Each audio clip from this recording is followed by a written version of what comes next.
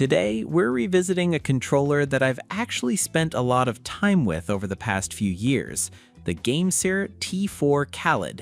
And instead of a first impressions video, this is more of a long-term reality check.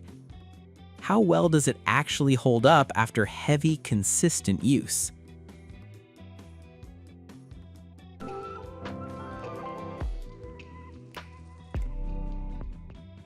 Right off the bat, the design is still one of the biggest reasons this controller stands out.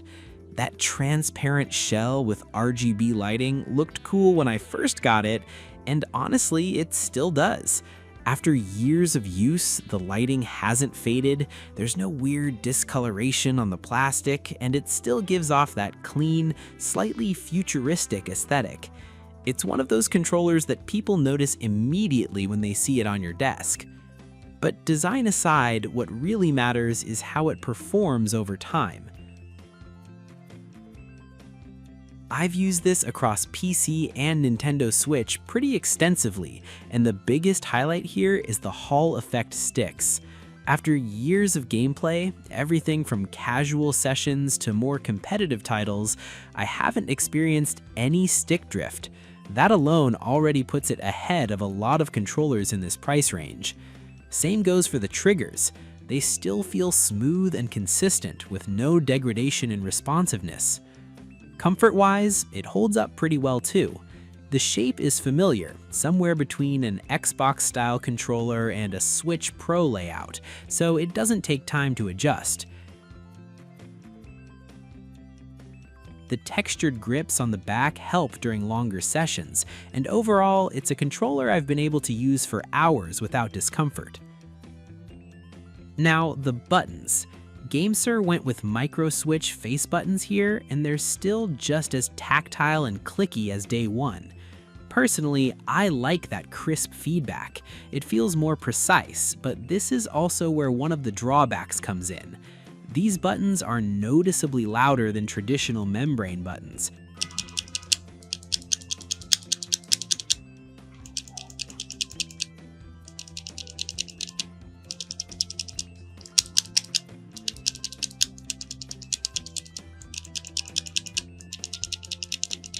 So if you're gaming in a quiet room or around other people, it's something you'll definitely notice.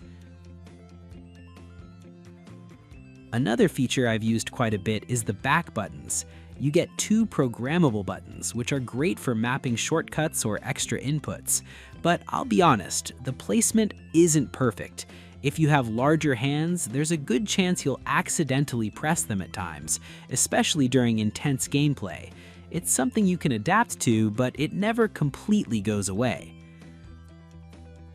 Customization is still one of this controller's strongest points.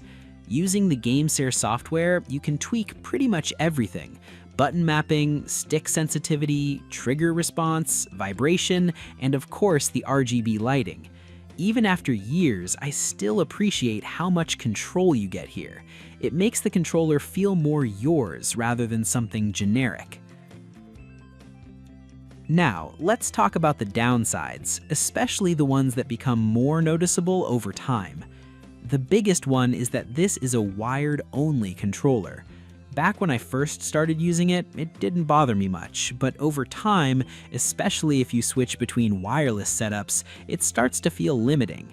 For desk gaming, it's fine, but for couch gaming or a cleaner setup, the cable can get in the way. And speaking of the cable, there's another small but annoying issue. The USB-C port is quite deep, so not all third-party cables fit properly, so you often end up relying on the included cable. It's not a deal breaker, but it does limit flexibility. Another thing that stands out more over time is the overall weight and feel. The controller is solid, it hasn't broken or loosened, but it is on the lighter side. Because of the transparent plastic, it can feel a bit less premium compared to heavier, higher-end controllers.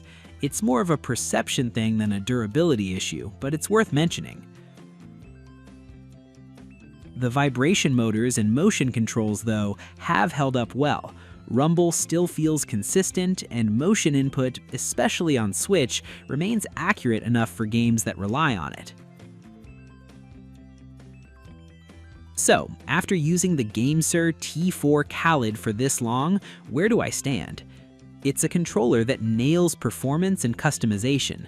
The Hall effect sticks alone make it a reliable long-term option, and the design still feels unique even years later. But at the same time, the wired-only limitation, slightly awkward back buttons, and lighter build keep it from feeling truly premium. If you're someone who mainly plays at a desk, values customization, and wants something that will last without stick drift issues, this is still a very solid choice, even in 2026. But if you're looking for a fully wireless, premium-feeling controller, you might start to notice its compromises over time. That said, it's one of those controllers that's aged surprisingly well, and that's not something you can say about most gaming gear. That's it for this long-term review. Hope this helps you decide if it's still worth it today. Thanks for watching. Don't forget to like and subscribe. I'll see you in the next one.